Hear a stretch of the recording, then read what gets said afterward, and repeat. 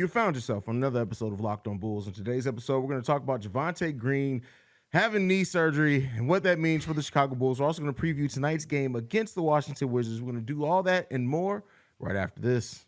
You are Locked on Bulls, your daily podcast on the Chicago Bulls, part of the Locked on Podcast Network, your team every day.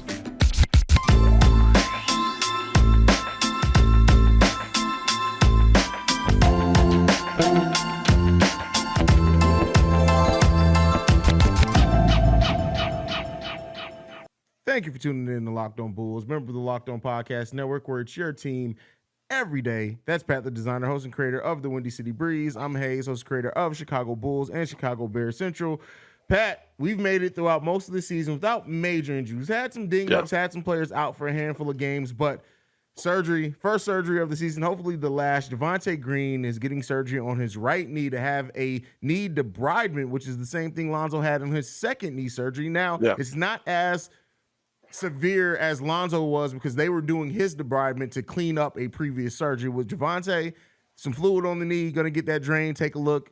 It's a scope. Same as Zach's, ain't it? It's basically the same as what Zach had this offseason. Yeah, good point there. So what do you think? How do you think this impacts the Chicago Bulls? It says that he's going to be out almost basically a month, but he will be reevaluated in 2 weeks. I mean, it depends on how well Caruso is going to be able to stay in the lineup, right? He's been somebody who's been big on the defensive end with Javonte out. It also depends on how Ayo Dosunmu continues to step up. The loss of Javonte Green sucks because there are always 5 Javantes out there, but it should not be the end of this Bulls team season, right? Like, I mean, he's a really solid defender. Again, I think he's going to have a little bit more of a normal process, similar to what Zach had, right? Like Zach probably could have returned to basketball activity sooner, but he's going through a contract year. He got the knee scope. He said that he was getting back to his old self, feeling fine in the offseason. I think that we took that into the regular season as, hey, you're in basketball shape. Why are you not making these shots? But the big thing here is the fact that you've got a team now that, to me, has enough depth pieces defensively that you should be able to withstand the issues that might come from this. I mean, honestly, right? Like you've got DJJ, who, although every time he goes to the bucket, he does, have some kind of injury pop up, who's a solid defender. Ayo, P. Will, Caruso, right? Like you can name guys that are solid defenders. I do think they might be some additions as well. But so we'll see. But I don't think this should affect the Bulls long term at all.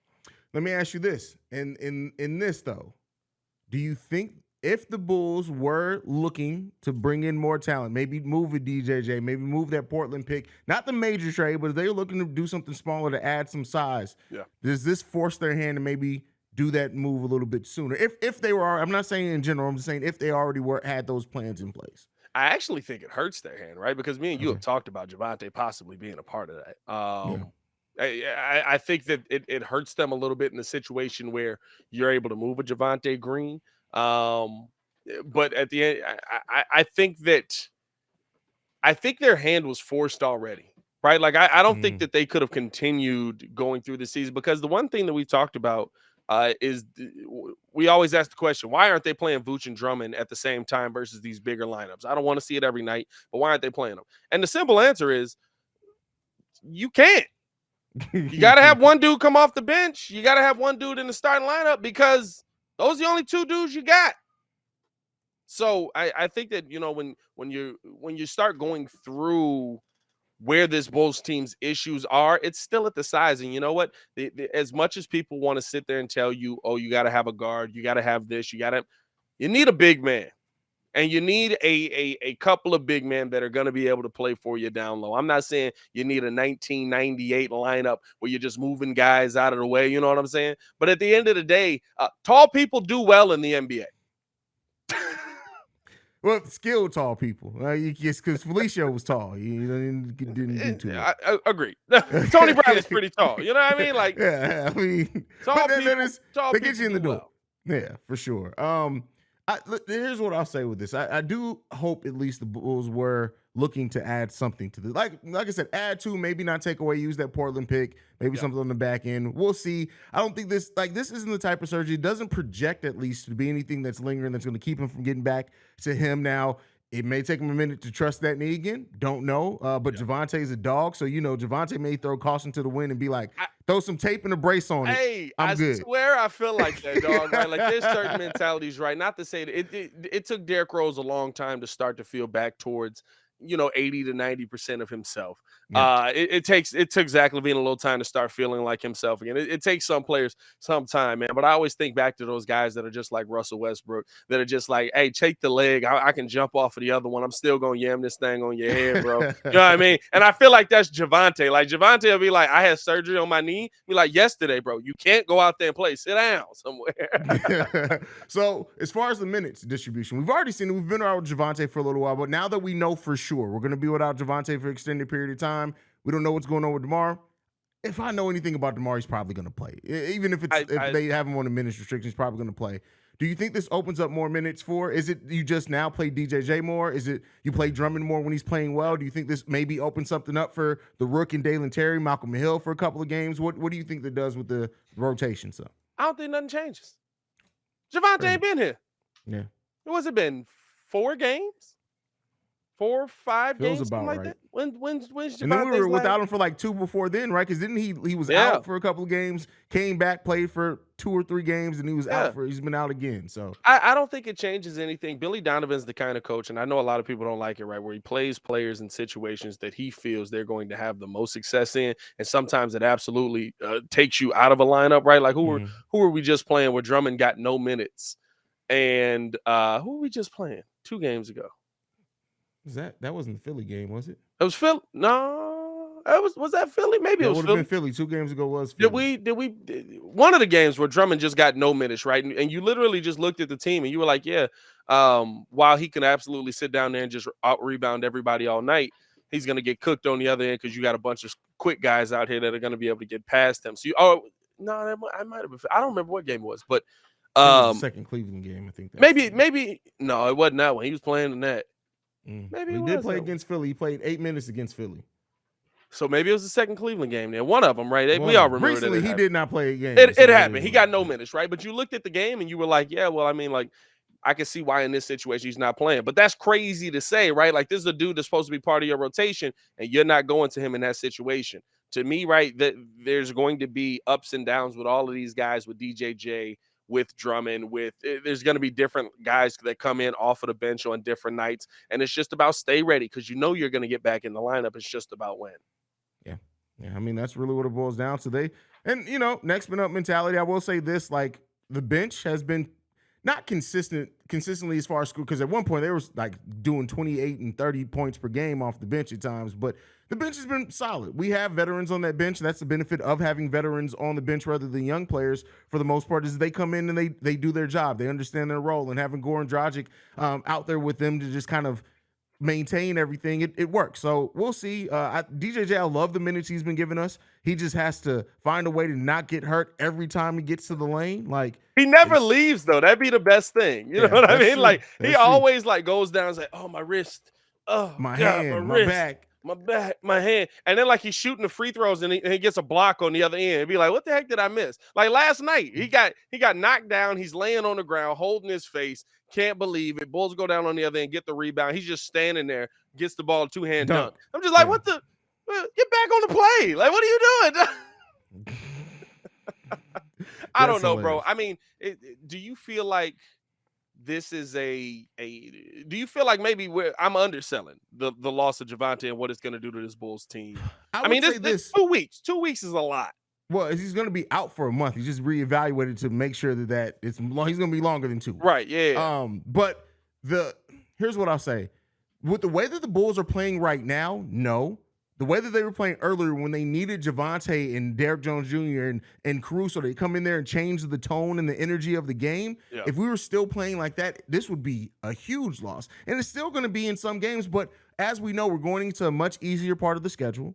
And so after the Golden State game, so we'll see. I do think that with Caruso, if he can come back and stay on the court with DJJ, Drummond, I think we got enough energy to maintain, but we're going to need Javonte. Like, don't get me wrong. When games matter again, we get in those tight games down the stretch, and if we are able to make the playoffs, we're absolutely going to need Javonte Green. So, I saw a couple interesting comments in the chat. Somebody said, "Would you go get Boogie Cousins?" No, if they were going to get Boogie Cousins, they would have brought him in already.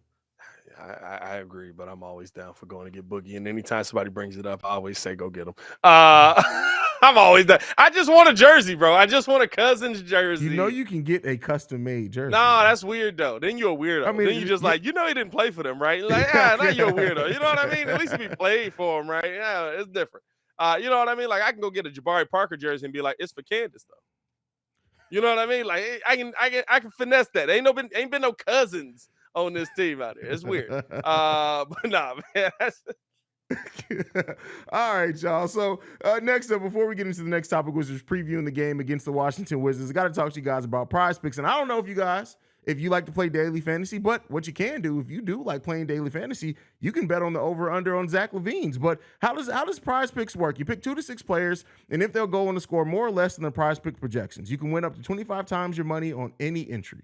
No competing against other people. It's just you versus the projections available. Prize Picks offers projections on any sport that you watch. This includes NBA, NFL, MLB, NHL, PGA, college basketball, women's college basketball, college football, soccer, WNBA, esports, and more. Entries can be made in 60 seconds or less. It's that easy. Safe and fast withdrawals. Currently operational in over 30 states and Canada.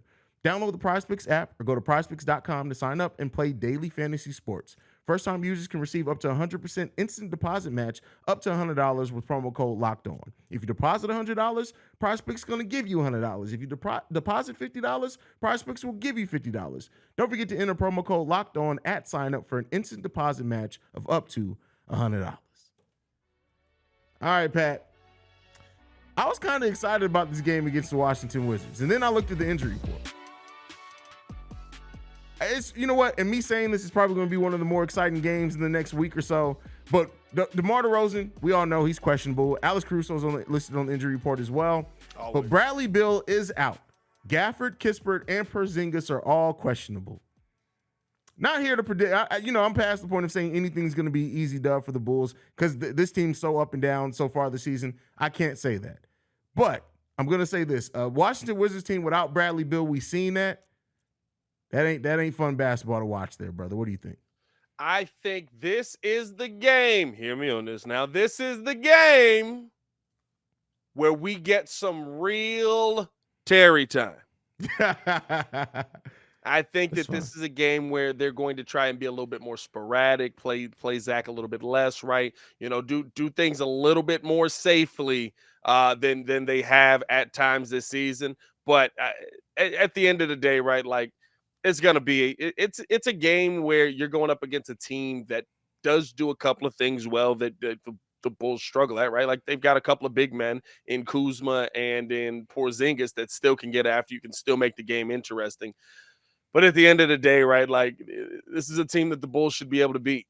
There's a team the Bulls should be able to beat. This is the team the Bulls should be able to go after, or to easily get after, especially with how they've been playing and how they've been showing us that they play. But like you said, we can't make any predictions around this Bulls team. Why? Because they never make these things easy, right? These are the games where it's so close by the end of it that we're just sitting here like, bro, we really got to put DeMar DeRozan in the fourth quarter to try and make a game winner in this situation. I also think that the Bulls have kind of been on a little bit of an attempted revenge tour. They haven't gotten all their revenges out, but the Wizards are a team that beat us this year. So I think they're going to be trying to, especially Vooch as well, right? I think he's going to be out for looking to get the kill on this mug, man. I don't know. That's fair. That's fair. I need this to be a game, especially if Porzingis does end up not playing, bro. Vooch better have 30 and 30, bro.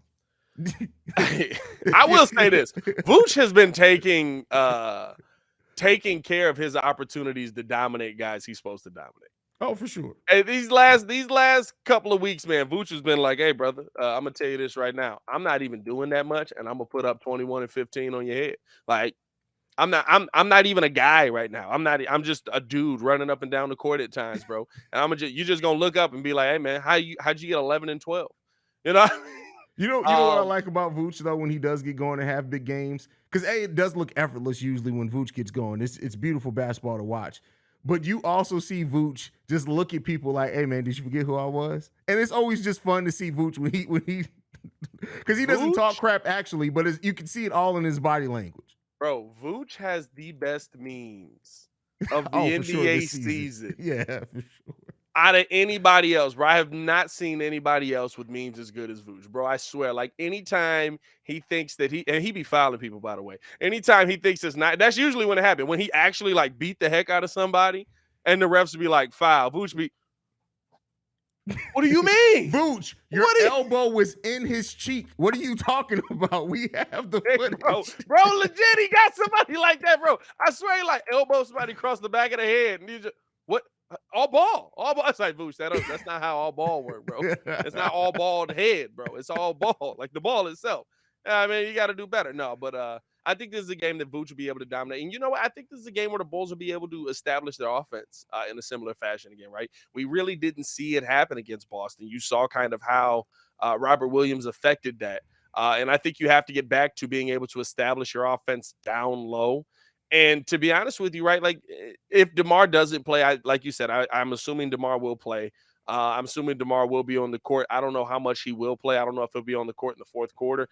If I'm being real, this is the week out of any week that if you're going to sit him, I'd sit him, right? Get him ready maybe for the Golden State game. But outside of that, right, like you can get him a ton of rest now. He's going to have 4 days off, and then he goes to Paris. These are games where it's okay to sit DeMar DeRozan. I think we're going to see a little bit of the Zach LaVine show and finally get to see what that actually looks like for more than just a second half, a fourth quarter, and see how that's going to affect this team moving forward. I'm calling it right now. Zach's going to have, I think, a 25-plus point game for sure. But we're long overdue for a Kobe White scoring explosion. I'm thinking it's coming this game. I think it could for sure. And you know what? Honestly, at the end of the day, it's about, is he going to be able to knock down those open looks that Zach LaVine gives him? You know what I mean? Like Zach LaVine is the ultimate, like, I'm going to drive and kick this mud. Now, the ball don't always get to the right dude.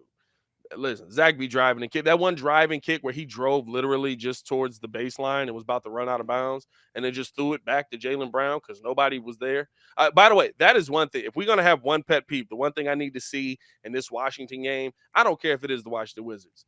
If y'all don't get y'all butts down the court when Muggs take off for a fast break, bruh, every game. I know we're on a winning streak and everybody's excited, even though we just lost, and people are excited and stuff. Bro, you know what thing that frustrates me, and it doesn't happen. I don't want to make it seem like it happens all the time, but it did happen last game, and I think it happened like 5 games ago. And Zach LaVine, me and you agree. Zach LaVine's been playing better defense this year, right? The thing that I hate to see is when Zach LaVine, somebody gets past him on a fast break, and he's just like, "Oh, I can't catch up." Zach, you were literally one of the quickest players in the NBA. Has Zach LaVine ever done a chase down block? Has he ever attempted it, bro? You would think with his speed and length, he would be a player that's a candidate for a chase down block. And his leaping ability. That's an interesting question. I might have to look that up now. I gotta see if I can find a play on that. In the chat, if you guys can remember a time Zach LaVine got a chase down block, please let us know, because maybe I'm just tripping. But it's literally one of the things that frustrate me the most, because I'll see them get by Zach, and I'm like, all right, Zach, with yours, I literally just saw you in 0.3 seconds make it from the 3-point line to the rim. You're not even going to try to chase him? He's been chased down blocked. I really am, bro. I'm literally looking. There's not one, bro. There is not one chase down block in Zach LaVine's career that pops up.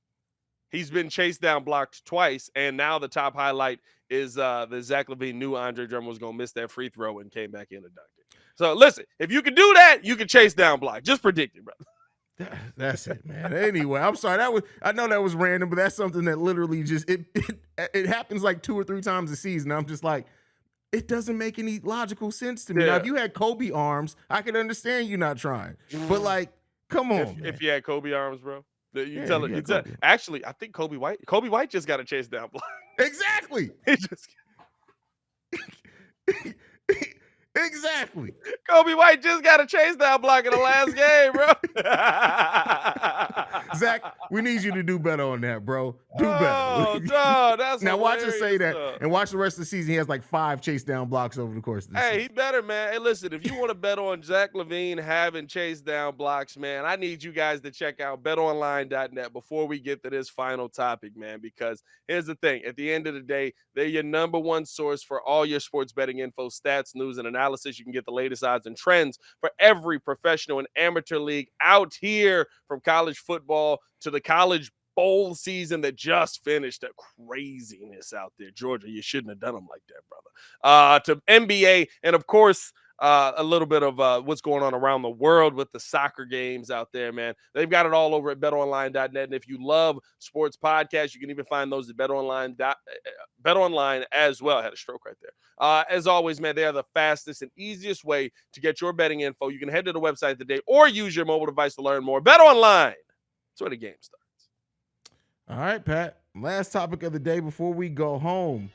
Casey Johnson has a new article. Love reading Casey Johnson articles because it's Casey Johnson. But he says that the Bulls are optimistic not only about DeMar's injury status, which I think we all are. I don't think anybody's too concerned about that. But the thing that I want to pull out and talk about in this is them being confident over not only DeMar's status, but the second half of the season and how it's going to go for the Chicago Bulls. Do you think is this confidence valid? Has it been earned?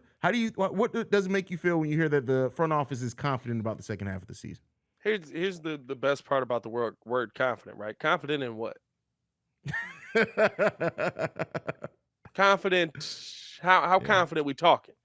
Right? Like, it wasn't really a gauge. It just said the Bulls are confident. They could be confident that they blowing this thing up. They could be confident that they, you know what I mean? And so, no, honestly, right? I think we know what they confident mean, right? We're going to keep playing the same way we've been playing this season. Exactly. We know what they mean, right? And I get it.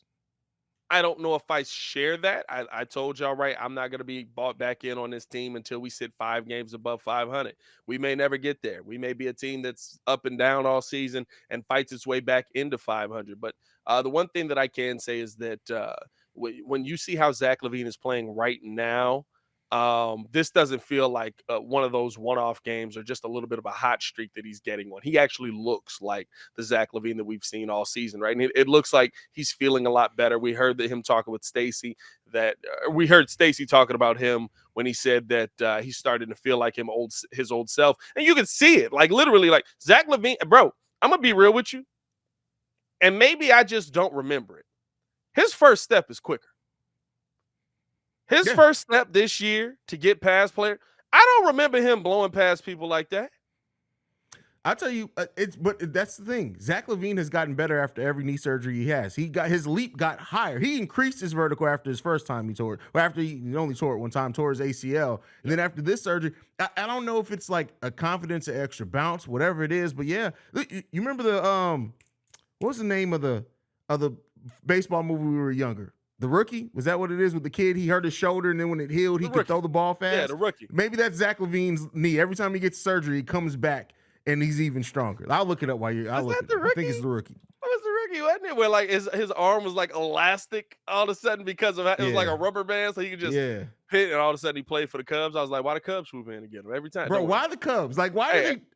That's crazy. And here's the best part about that movie, right? You know that was a game in like the middle of the season because there's no way they made the playoffs. Anyway, so at the end of the day, here's the thing. I've been shocked by Zach LaVine, how he's played. Not shocked, I guess, but shocked by how he's been able to attack the rim over the last couple of games. You add in the fact that he's been able to knock down the 3-point shoot. That just all adds in. That helps you. That helps your team moving forward. It takes the load off of DeMar's back, like we talked about. Now, here's the thing: is that going to be able to sustain? Are DeMar and Zach going to be able to continue to play off of each other the way they have? And listen, as much as we've called out DeMar for his one-on-one opportunities, I have to give him credit. The ball's been moving with DeMar, in the offense. The ball has gone to DeMar. Of course, he's going to try and make a move, but he is moving the ball. He is kind of, passing it around, finding guys open. His assist numbers are up a little bit. And so I think that they're playing a brand of basketball, like I said, that right now you can beat anybody with. The question is, Rookie of the Year is the movie. Hey, bro, that mess. I knew Rookie was in the title. That mess was hilarious. What is The Rookie? Which one is The Rookie? Rookie's the one with Dennis Quaid. With Dennis Quaid. Yeah, It's a absolutely. baseball movie too, but yeah. There's a lot of baseball movies out there. Like Mike, right? No, I'm just playing. But make me like Mike.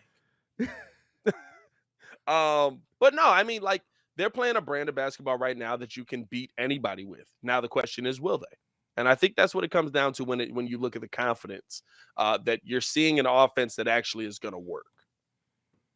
Yeah, I mean the offense definitely, and having Zach LaVine back as the engine of the offense, like with his verse, the 3-level scorer that Zach LaVine, any 3-level scorer that can be top 10 in the NBA in scoring is going to be an engine to your offense. The game's going to look completely different when they're rocking and rolling. And I'll say this: the brand of basketball that the Bulls have been playing the last 10 games or so is absolutely the brand of basketball of a playoff team.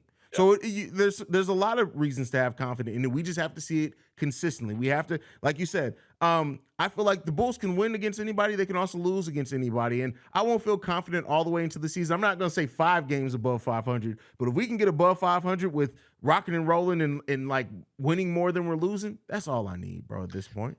It's been a difficult season. I say 5 games. Not really. It's not really tongue in cheek. I'm kind of serious, right? Because that means you've gone on a serious run, and it's not that hard to attain with how the Bulls' schedule looks over the next 15 games, I believe. Like it's really like, as you look at it, you're like, oh, I could see us beating these teams, but will they? But I think that the part that gets me, here's the thing: the biggest reason for optimism this season was the biggest reason for pessimism last season. Just flipped. Bulls have been great. Bulls, we left that Boston game and we sat there and we're like, hey, played a heck of a game. You got beat at the end. Injuries played a part of it. That's how you're supposed to feel as a basketball fan. That's how you're supposed to look at your team as a basketball fan. You're not supposed to sit there and just be like, hey, how did we get that win? Did we luck into that? Are we going to be able to keep that up? The Bulls this season burst top teams. What are we now? We're 8-2. Versus the top 3 in the East, I believe, something like that. So yeah, something like that. Last season, we couldn't even sniff a game. We were getting our heads kicked in. We're like 1-11. Is that what we're like 1-11? We and like none of them were competitive, right? Like I think the Philly games were competitive, and that was really it. So for me, as the season's moving forward, I feel confident about these games, not just because the Bulls' schedule based on strength of schedule gets easier. By the way, strength of schedule changes all the time based on how good or bad a team gets. So that can go up or down. But the one thing that gives me the most confidence with this Bulls team is the fact that they've competed against a lot of the top teams. And if you can just beat the sub 500 teams, then yeah, I will feel better about this team moving forward. I mean, hey, listen. At the end of the day, we are riding now into the trade deadline with momentum. We didn't have no momentum coming into it before. So, last season. So let's hope that this momentum continues. The Washington Wizards up next. After that, OKC Thunder, another game on the revenge tour, and then Golden State Warriors, and then we get 4 days off, which it's going to be weird, bro. Can't remember. I know it's because of the Paris trip, but when's the last time we had 4 days with no Bulls basketball? The offseason? I mean, during the season, like definitely didn't have All-Star break, really? All-Star break, I guess. Yeah, that's everybody though. That's that's fair. I mean, but we got 4 days before the trip and then 4 days after the trip. I will say this: I feel like we messed up, right? Because me and Haize talked about like, hey, should we go to All-Star game this year? But then we found out it was in Utah, and we were like, there's absolutely no reason for us to go to the All-Star game this year. We should have never mentioned the All-Star game. We should have been like, hey, can we make our way to Paris this year? Like we might have failed on that, but I'm not gonna lie. I didn't want to. I will say this: I didn't want to pay for a trip to Paris to go see the Bulls play Detroit. Yeah. I get why we're doing it. I get it. I didn't wanna. It's a lot of money. Yeah. Hey, that's what it boils down to, man. But unless you got anything else, that's it for us for today, brother. Hey, man, I am ripping and running today, so I don't. Matthew says Utah actually low key really nice. Not on Locked On. That was a joke. Anyway, follow us on everything at Locked On Bulls. You can follow us, or you can follow me on everything at Pat the Designer. Appreciate you guys for showing love and tuning in with us, and make sure that you guys are hitting up that mailbag, man, so we can have some call-ins to answer on Friday's show. Definitely. You guys can follow me at CEO Haize, at CEO Haize. And thank you for making Locked On Bulls your first listen every day. Now for your second listen, go and check out Game to Game NBA. Every moment, every top performance, every result, Locked On Game to Game covers every game from across the NBA with local analysis that only Locked On can deliver. Follow Game to Game on Locked On NBA, available on the Odyssey app, YouTube, and wherever you get your podcasts. For Pat the Designer, I'm Haize. This is Locked On Bulls, and we out, y'all. Peace. Peace.